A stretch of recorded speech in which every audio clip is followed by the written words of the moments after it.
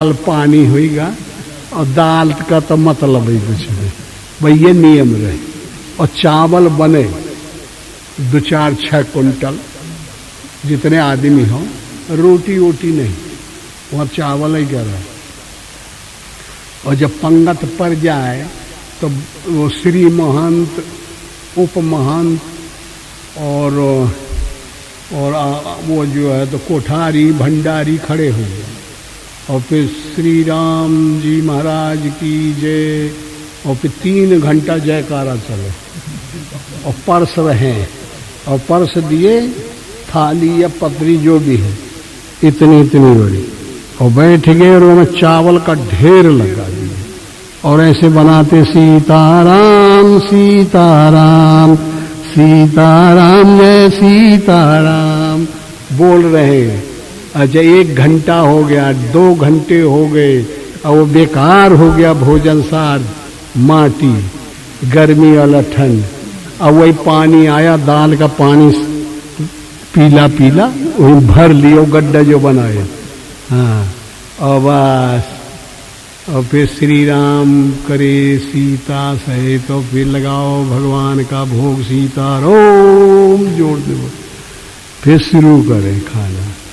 तो जीव में जीव आए, तो खात खात खात खात 1 घंटा खाए, इतना भात खा लिए, इतना ही और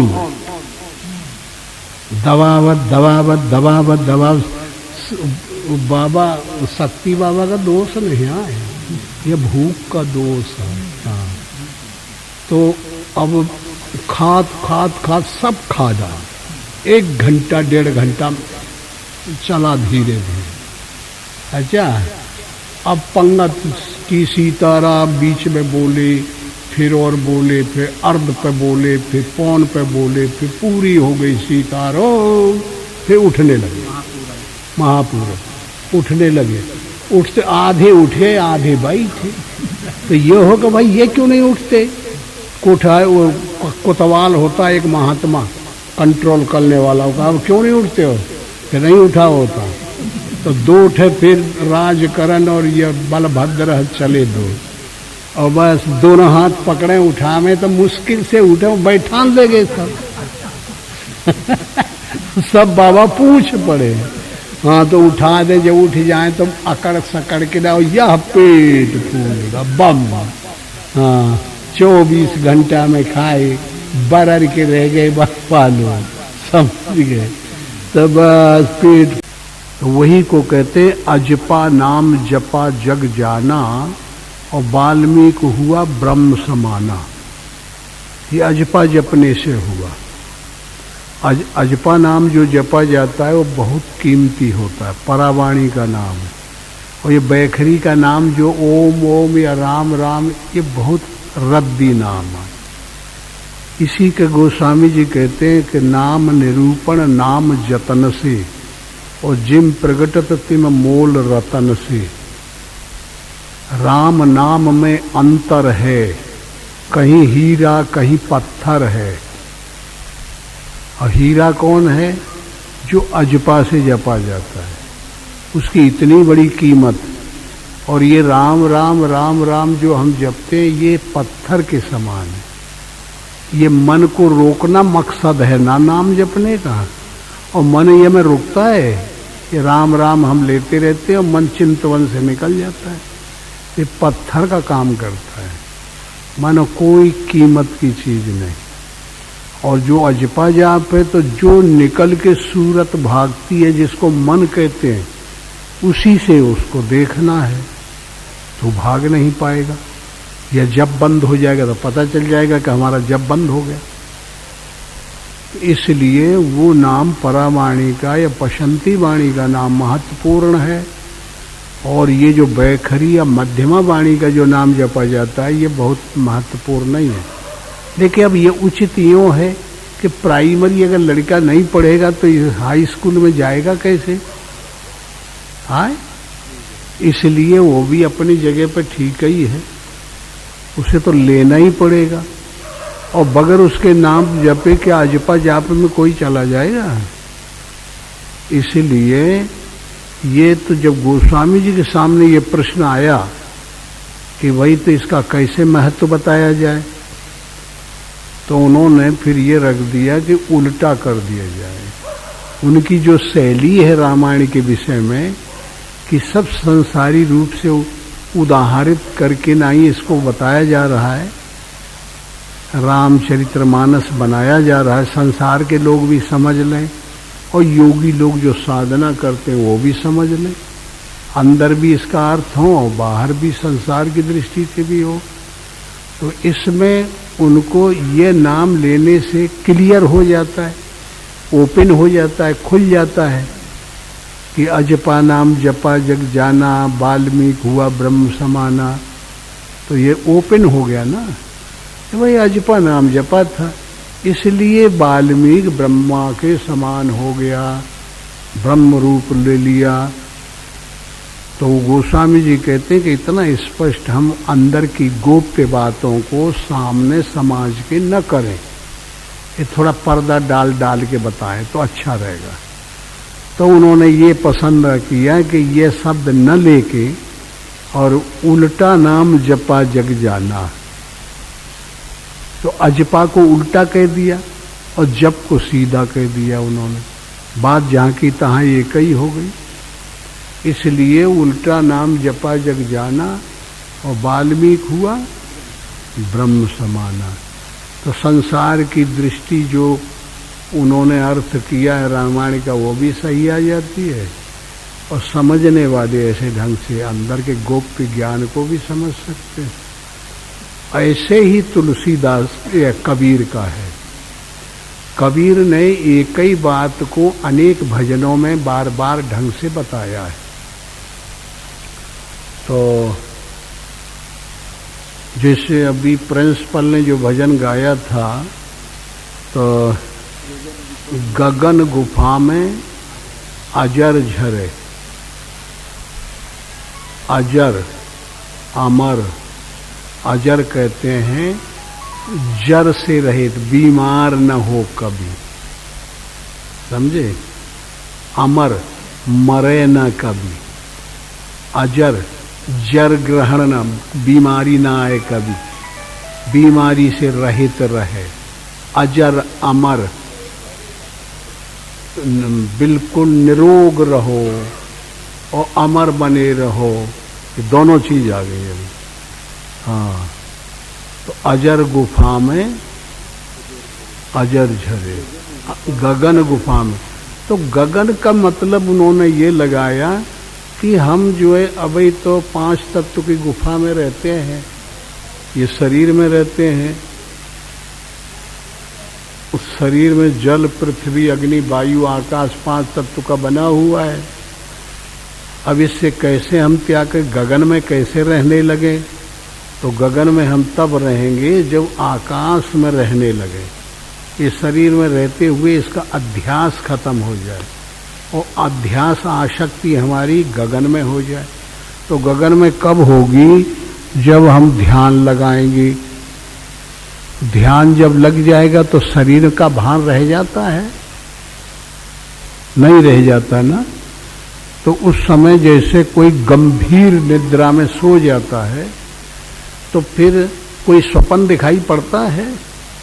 स्वप्न भी नहीं आते और बड़ी गहरी नींद में आ जाता है और जब जागता है तो उसे बड़ा आनंद जैसा मिलता है कि बहुत बढ़िया नींद आई भाई, आज बड़ा बेहोश सोए हम और बड़ा आनंद आया।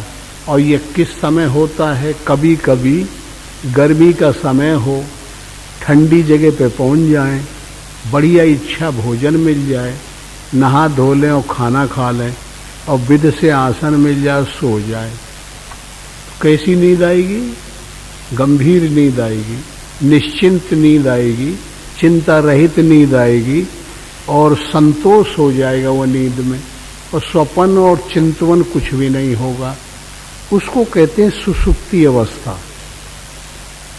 चारों तरफ से प्रसुप्त हो जाता है, समझ में आया? और कुछ नींद ऐसी होती है कि बाहर का थोड़ा सा भान रहा आता है।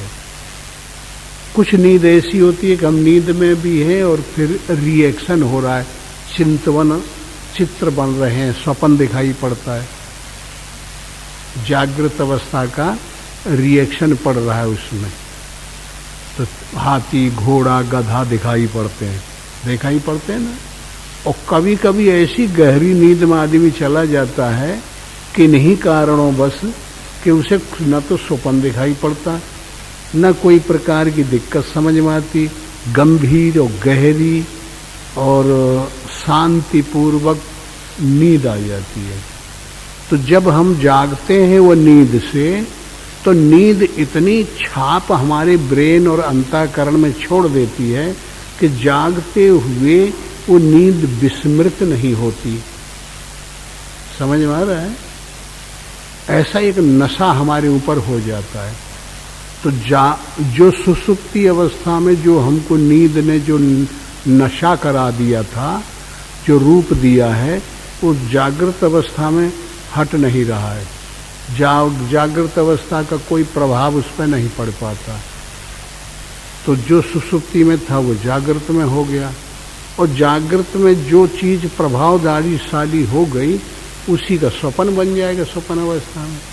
तो फिर जो जागृत या सुसुप्ति अवस्था में परमात्मा का जो स्वरूप हमको प्राप्त हुआ, एक रस, उस जागृत में हो गया और स्वप्न में हो गया और सुसुप्ति में बराबर तीनों में एक हो गया। समझ में आ रहा है ना? जब तीनों में एक हो गया तो उसका नाम है तुरिया। ये प्रैक्टिकल अर्थ है इसका। वो तुरियावस्था हो गई, और वो तुरिया जब अवस्था हो गई तो वो है त्याग की अवस्था। वो साधक राइज हो गया। तो उसका कैसा स्वरूप बन गया? आकाशवत हो गया ना, शून्य हो गया। हाँ, फिर जरूरत पड़ने पर फिर तुर्यातीत हो जाते हैं, त्याग का त्याग कर जाते हैं, उसमें भी और प्रवेश कर जाते हैं, एक सीढ़ी आगे चढ़ जाते हैं, तो तुर्यातीत हो गए। फिर आवश्यकता हो तो तीतातीत हो जाते हैं, एक सीढ़ी और चढ़ जाते हैं। ऐसे मोटा आकाश, निर्मल आकाश, इथर आकाश और फिर आत्मा का रूप, ऐसे 3-4 स्टेप मार देता है योगी। तो जब 3-4 स्टेप मार दिया तो वो निर्मल आकाश में उसकी छैवो हो फकीरवा गगन कुटिया, आसन मारे मगन होए बैठे ध्यान धरे लोके तीर कुटिया। तो वो गगन में फिर रहने का अवस्था मिल जाता है। तो महात्मा लोग जो है, जो ध्यानावस्थित होते हैं, जो समाधि का ज्ञान जान जाते हैं, जो परमात्मा के स्वरूप को पा लेते हैं, वो जागते हुए जागने में नहीं रहते, सोते हुए सोते नहीं, बोलते हुए बोलते नहीं, खाते हुए खाते नहीं, वो उसी नशे में टने रहते। हाँ, तो वही है, उसी का बार बार कबीर इत्यादि महापुरुष लोग गगन महल कहते हैं। हाँ, उसी को कहते हैं कि संतोष तखत पर मन राजा, विवेक लगी दरबानी, जगमग ज्योति जरे घट भीतर, मुक्ति भरे जहाँ पानी, बरनिल संत समाज लगे जहाँ ज्ञान कचहरी। उस स्वरूप का कई ढंग से वर्णन आया है। तो ऐसे गगन में जब पहुंच जाता है योगी और उसको अपनी कुटिया, अपना रहने की जगह बना लेता है, उसमें उसकी आसक्ति हो जाती है, और ये शरीर रूपी और इन पदार्थों से आसक्ति खत्म हो जाती है, उनको कहते हैं महात्मा। उनकी साधना पूरी हो चुकी होती है, तो उनके ऊपर किसी का असर नहीं होता, न प्रकृति का होता है, न संग दोष का होता है, न और किसी बात का होता है, न खाने का होता है, न पीने का होता है, न स्त्री का कोई असर होगा, न किसी पदार्थ का कोई असर होगा। ऐसी पराकाष्ठा उनके अंतःकरण में दृढ़ कर जाती है। तो वही जो है, और उस जगह पर जब पहुंच जाते हैं तो उनके संतोष के लिए उस गगन गुफा से अजर झरे, अजर कहते हैं ऐसा पदार्थ, किलोम रस निकलता है कि वो पा पा के उसे पी पी के अजर हो जाता है और अमर हो जाता है। सदैव अच्छा लगा रहता है, अच्छी वाणी निकलती है, अच्छा देखने में आता है, बीमार हो तब भी उसे कोई खास मतलब नहीं रह जाता, और अच्छा हो तब भी ठीक है। ऐसी एक परिस्थिति उसकी बन जाती है। इसी को कहते हैं कि कबहू कहो यही रहन रहोगो। नहीं गाते रोज भजन? वो रहनी कैसे मिले, वो स्थिति हमको प्राप्त कैसे हो जाए, वो किस तरीके से मिलती है, उसी के लिए हा हुज्जत साधक करते रहते हैं भगवान से, गुरु बाबा से, कि भगवान हमको वो पद दिलाइए, वो स्थिति दिलाइए कि जो सदैव हमें मगन रखे, शांति प्रदायिनी हो, शांतिदायक हो, और वो हमें मिले कैसे, तो उसका वर्णन है यह। तो इसी अवस्था का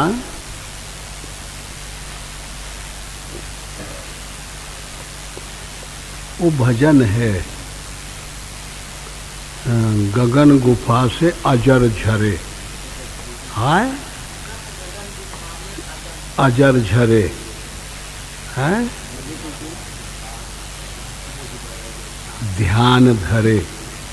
ध्येय और ध्याता और ध्यान, ये तत्र प्रत्यय एकतानता, दोनों तीनों मिल जाए तो शून्य हो जाएगा। तो उस अवस्था को लेने के लिए ये सब साधन इधर उधर के करने पड़ते हैं, और जो ये मिल जाता है तो अपने से ही सब कुछ मिल जाता है। जैसे वहाँ रामायण में भी कहते हैं कि विद्या निधि का विद्या दीना। हाय किसने दिया था? विश्वामित्र ने राम को दिया था। जैसे लगे न छुता पिपासा, अतुलित तन बल तेज प्रकाशा, ऐसी विद्या दिया। तो मतलब ऐसी स्थिति उनको ला दी कि जो अंदर ही अंदर अमृत मिलने लगा, शरीर को पुष्ट कर देता है, और अनपेक्ष रूप से जो चीज मिल जाती है वो अमृत हो जाती है, और वो क्लोम रस अंदर से मिलने लगता है। क्लोम रस की बाहरी पहचान यही है, जैसे बहुत भूख किसी को लग जाए, सबको लगती है कभी कभी, और फिर किसी खाद्य पदार्थ को याद करे, रोटी याद आ जाए, तस्मई याद आ जाए, दाल चावल याद आ जाए, तो मुंह में पानी नहीं आता है। हाँ बस उसी का नाम क्लोम रस है। हाँ वो अंदर से ताल्लू से अपने से निकलता है, वो अमृत आए हुआ। अगर वो हम जब खाना खाते हैं वो न मिले तो ये जो हम लोग लुगदी बनाते हैं भोजन की, चबा चबा के, इसमें मिल जाता है थोड़ा, तब वो निगला जाता है, उन्हें अंदर जाएगा नहीं। वो क्लोम रस के बगैर वो अंदर जाएगा नहीं, ये पहचान है, तब वो हाजमा होता है। तो वो ज़्यादा मिलने लगता है तो योगी की उसे पी पी करके आनंदित हो जाता है, शरीर का आकार बदल जाता है, पहले दूसरे ढंग का रहा, फिर आभा बदल जाती है, फिर उसमें चैतन्यता आ जाती है, फिर बोलने की क्षमता आ जाती है, स्मृति बढ़ जाती है, सब देवी देवता अंग प्रत्यंग पर काम करने लग जाते हैं। तो इनका जगह जगह जो वर्णन आया है तो ऐसी शैली से उनका अर्थ ले लेना चाहिए। अच्छा, तो अनाज का झगड़ा है, अब एक के झगड़े पटाने से थोड़े सबका झगड़ा पटा जाए, एक आदमी के मरने से थोड़े सबका हाल हो जाए, एक के जीने से थोड़े सब जी जाए, एक के अमर होने से थोड़े सब अमर हो जाएंगे। तो ये व्यक्तिगत विषय हो जाता है धार्मिक कल्याण मार्ग का, और सार्वभौमिक विषय काहे कर दिए गोस्वामी जी? कौन मतलब थोड़ा है, तो चाहे रगड़त रहे, मूड़ी फोड़ा रहे, मूड़ी फूट जाई, पाथर थोड़े फूटी। पाथर पर जैसे मूड़ी दे मारे तो पाथर में कुछ असर होई।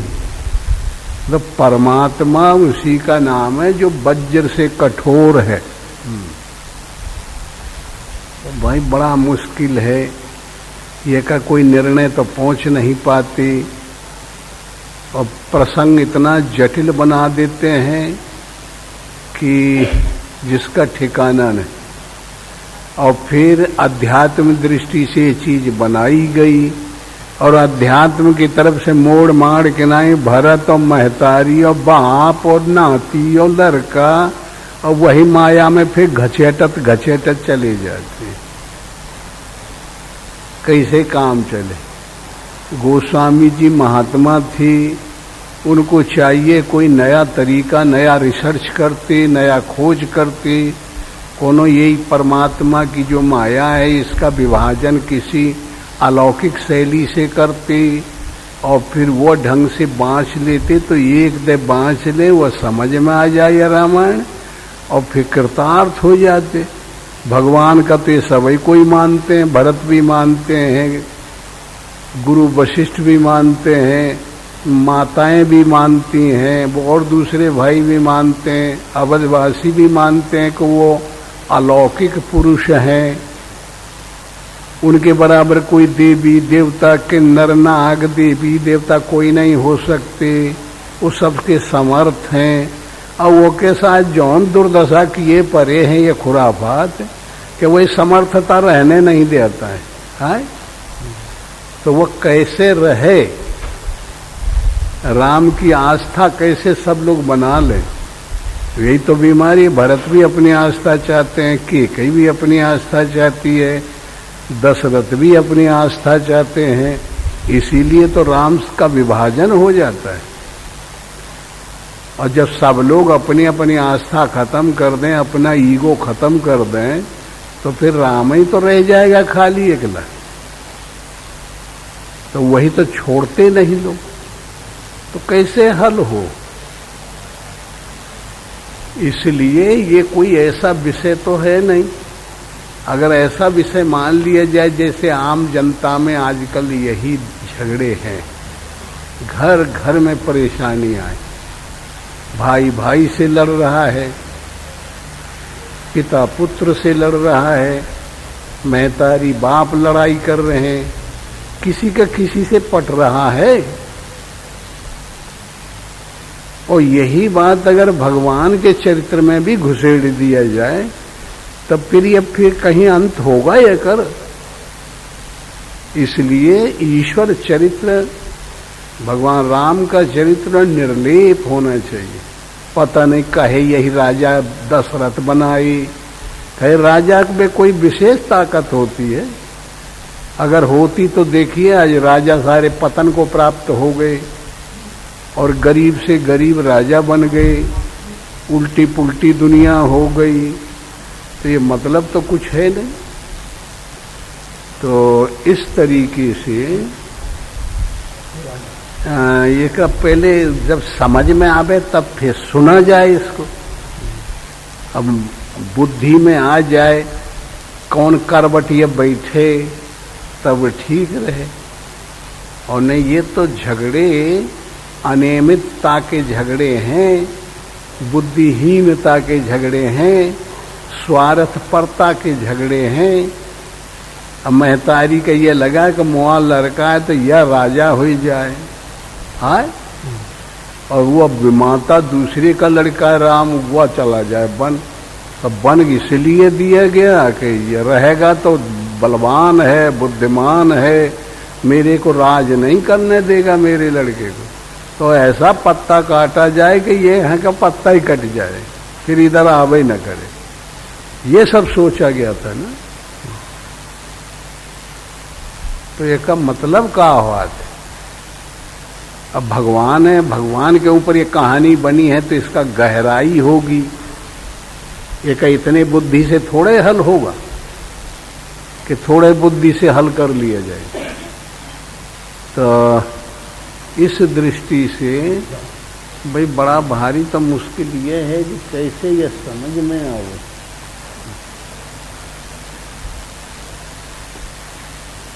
और जब तक हर आदमी निर्णय की तरफ जाता है, एक केस हो जाता है, भाई भाई का झगड़ा हो जाता है, घर के ऊपर झगड़ा हो, प्रॉपर्टी के ऊपर झगड़ा हो, तो देखिए न्यायालय में वो मुकदमा दायर करते हैं कि इसका निर्णय हो सही। तो नायब तहसीलदार से लेके और कहाँ तक न्यायालय जाता है?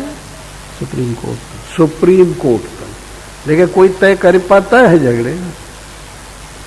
कितना कृत्रिम तरीका से बुद्धि से सब लोगों ने जुगाड़ लगाया, लेकिन साधारण चीज को दोनों आदमी को बोध नहीं कर पाते। एक रो के रह जाता है, एक जीत के हंस के रह जाता है, फिर विवाद शुरू होता है। तो इस तरीके से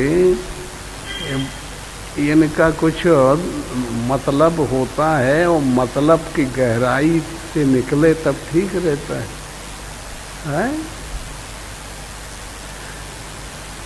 और बड़ा भारी जटिल विषय है ये। अब बताइए, गोस्वामी जी एक तरफ कहते हैं कि वपुष ब्रह्मांड सुप्रवृत्ति लंका, ये शरीर मनुष्य का ब्रह्मांड के सदृश है। लंका आसक्ति की जैसी है, हर आदमी की आसक्ति हो गई है शरीर में। मेरा शरीर है, मेरा है, मैं हूं, ये जो आसक्ति हो गई है, यही है सबका कारण, और तो कुछ है नहीं। अब ये आसक्ति कैसे खत्म हो, अनपेक्ष कैसे हो, अनारंभ कैसे हो, अनिकेत कैसे हो?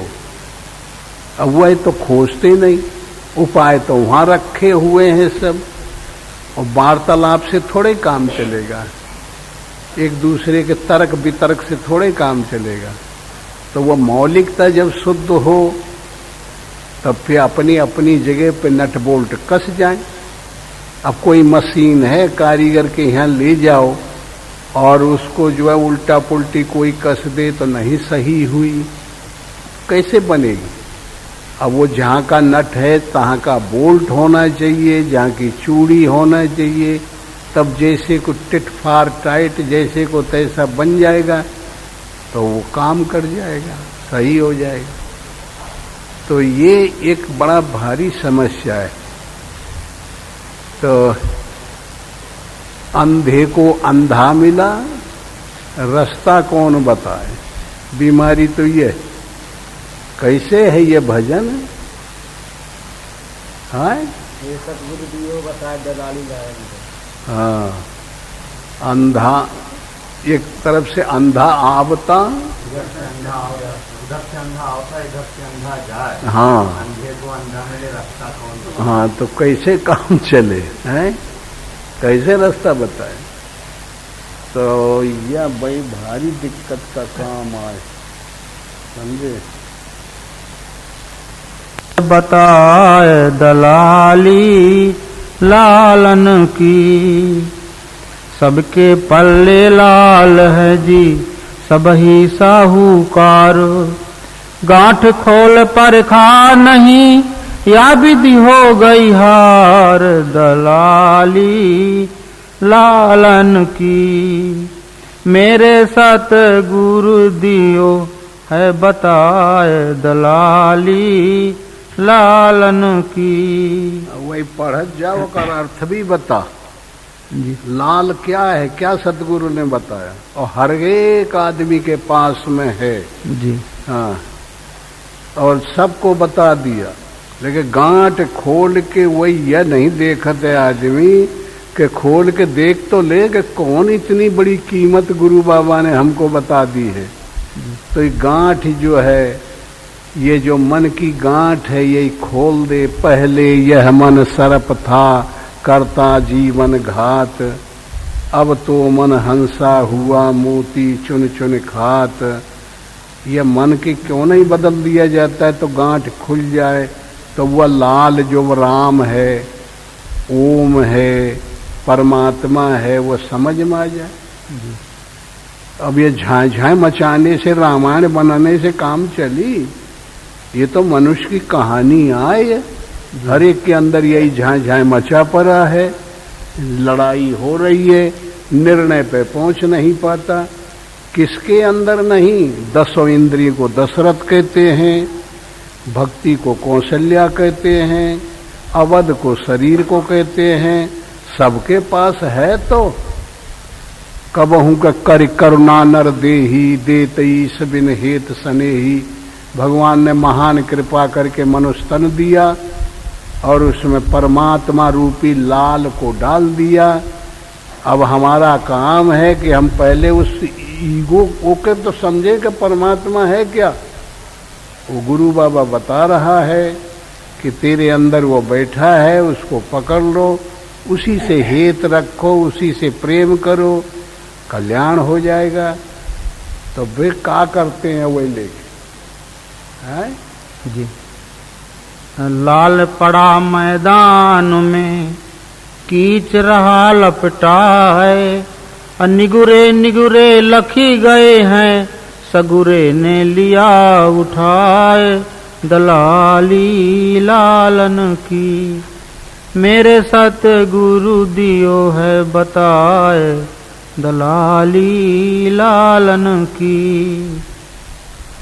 हाँ, वही क्या पढ़ते हैं बता ना, कौन कीच है क्या है, नहीं कि ये लाल है और कीच क्या है। ये जो हम हरकत करते हैं, कर्म करते हैं, यही कीच है।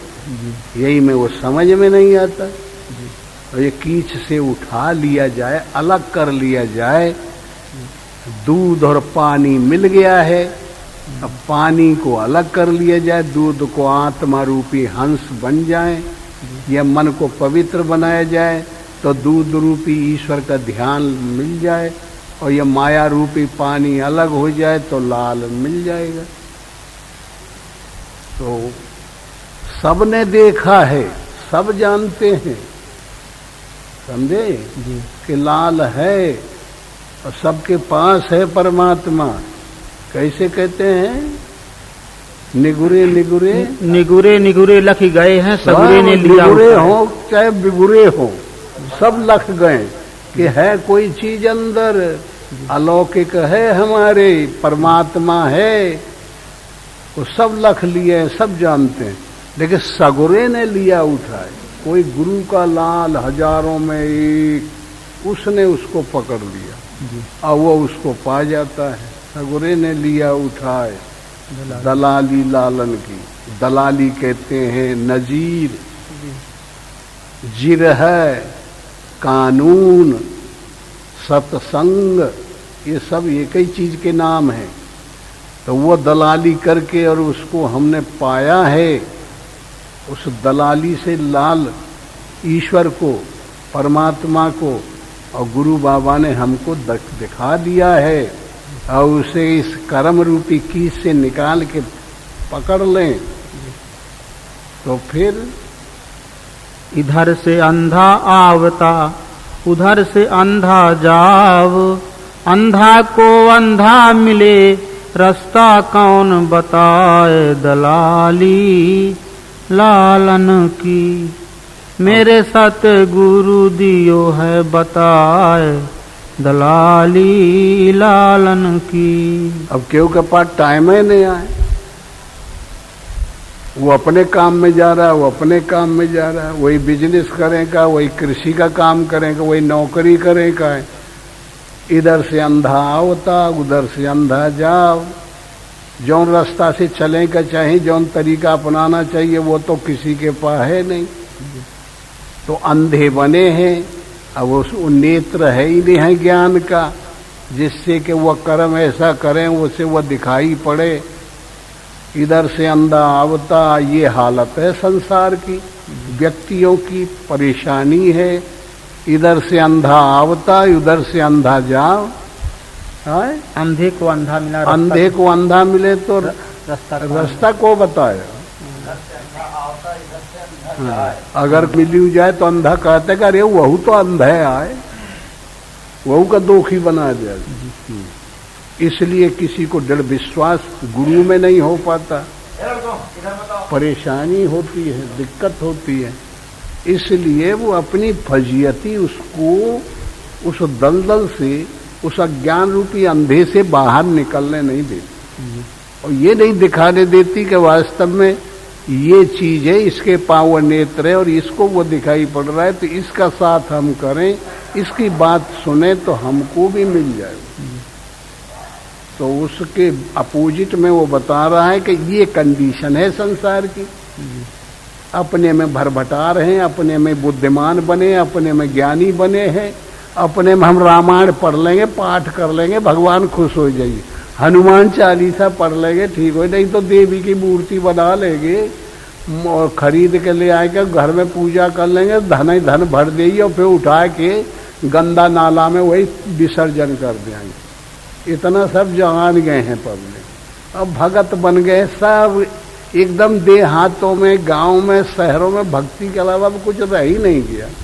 और भक्ति से इतना दूर चले गए हैं कि वो जितना अधिक अधिक अर्जाई, जो सुलझाने का उपाय करते तो और फंसते चले जाते।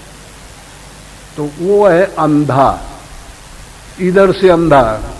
जो गुरु बाबा का ज्ञान है तो उनके पास सुता है कि चलो हम बताते, देवी की मूर्ति ला स्थापना करो, तुम्हारा कल्याण हो जाए, चलो मंदिर बनवा दे, हनुमान जी की स्थापना कर दे, चलो ठीक हो जाए। और यंत्र मंत्र दे, फलाना पंडित ये जानते, फलाना हुआ जानते, मैं बताओ तो सब ठीक हो जाए। तो वो वही ज्ञान पे ले हो, वही ज्ञान पे लो, जानत दोनों जानत ना वही दिखाता है ना वही दिखाता है। हाँ, ये कंडीशन, इधर से अंधा आवता, उधर से अंधा जाओ, और अंधे को अंधा मिला तो रास्ता कोई बताए। हाँ। और जहाँ रास्ता जो बताने वाले उनके वो मन में माया घुस के दोष लगा देते, अरे वो बेवकूफ है, वो कुछ नहीं जानता, हाँ सब खराबी है, ये खराबी है, वो खराबी है, वो खराबी है, तो वो उसे वो भी वहाँ वो के आँखी में आया तो अंधा ही दिखाई पड़ता। और आगे लाली लाली सब कहे, लाली लखी न कोय, लाली लखी कबीर ने, लाल लाल गयो होए, दलाली लालन की, मेरे सतगुरु दियो है बताए, दलाली लालन की। इतना ही। हाँ तो दिए निर्णय है जी। हाँ। दलाली लालन की, वो लाल की जो ईश्वर है, परमात्मा है, आत्मा है, वो लाल है, उसकी जो दलील है, उसका जो सत्संग है, उसका जो तरीका है समझने का, वो दलाली है। हाँ, मेरे सतगुरु दी बताए, दलाली लालन की। और कबीर ने उसे लखा, लाल लाल, हाँ लाल गए, लाली लखी कबीर ने, लाल लाल गयो हुए, लाल लाल होएगा, कोई लग के नहीं, अपना ही संसार से खत्म हो गया। कहते हैं कि जीवत में मरना भला, जो मर जाने सोए, मरने से पहले मरे, अजर अमर सो होए। तो वो निकल गया, जो लखा हुआ निकल गया। अब लकीर के पकीड़ पीटते रह जाए। अच्छा एक दोहा और पढ़ो, चलो। तो एक दूसरे में टकरा जाती है, हाँ, गलत हो जाता है। इसलिए इनका बगैर पिटाई किए न छोड़े आदमी, और मार मार के भगा दे सकते हैं। इसको कहते हैं मसंग सहस्त्रे डिडे न छित्वा, एकांत होना चाहिए, तब सत्संग की चीज है। सत कहते हैं तीनों काल में एक रस अबाधित, उसका नाम सत है। और उसका मन से साथ करना है, उसका नाम है सत्संग। समझ में आया? तो ये मेडिटेशन की बात है, ध्यान की बात है, और ध्यान करना चाहिए। ऐसे सत्संग समझ में नहीं आता। कोई भी साधन किया जाता है तो उसे पहले प्रैक्टिकल करना चाहिए, और प्रैक्टिकल करते हुए फिर उसको बाँचे, पढ़े, तब वो एडजस्टिंग आती है। जैसे कोई भी है, प्रैक्टिकल जब पढ़ाई होती है तो नहीं, सामान भी रहता है, उसकी पढ़ाई भी होती है, फिर उसे बताते हैं ऐसे नट कसो, ऐसे इसे घुमाओ, तब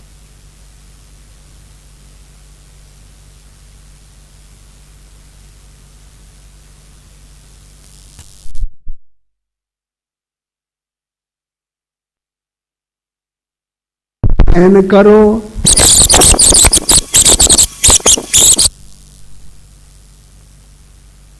में भी आता है कि बस जो सुने और वहीं तक रह गए, निकाल के फिर अपने घर निकल जाओगे। मानव बनना है, मानव। ये मानव योनि सबसे श्रेष्ठ योनि है। और इतर योनि इतनी योग्य, इतनी सेंसिटिव, इतनी क्षमावान नहीं है।